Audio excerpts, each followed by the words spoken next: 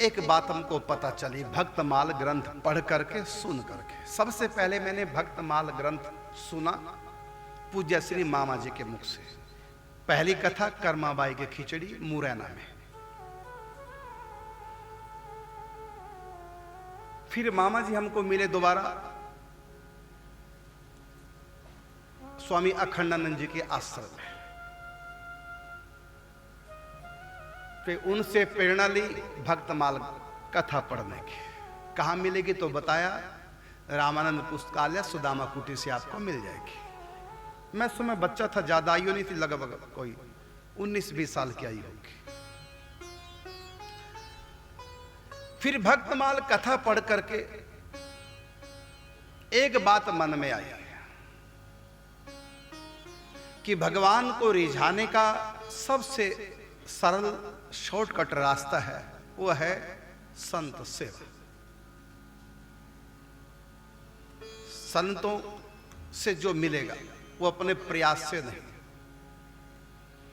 फिर उन दिनों हमने स्वामी श्री अखंडानंद जी महाराज जी के ग्रंथ पढ़ा, भक्ति दर्शन।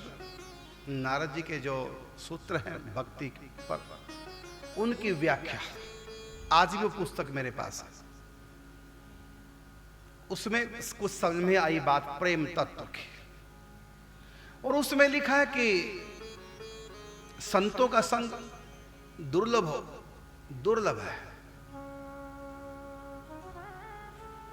महज संग दुर्लभ है। और ये पहली बात तो मिलता नहीं, यदि मिल गया अमोघ है, अमोघ है, काम करेगा। जिमी अमोघ रघुपति कर बाधा।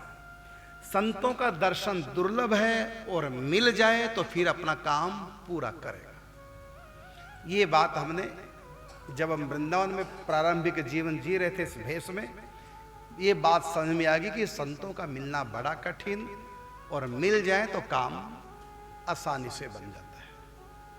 अब हमें किसी संत की पहचान नहीं, हमें तो उस समय मामा जी के बारे में नहीं पता था, यही वो पूर्ण संत है जिनसे हमने कहा था कि ये भक्तमाल जी कहाँ से मिलेगी, तो एड्रेस बताया पूज्य मामा जी ने।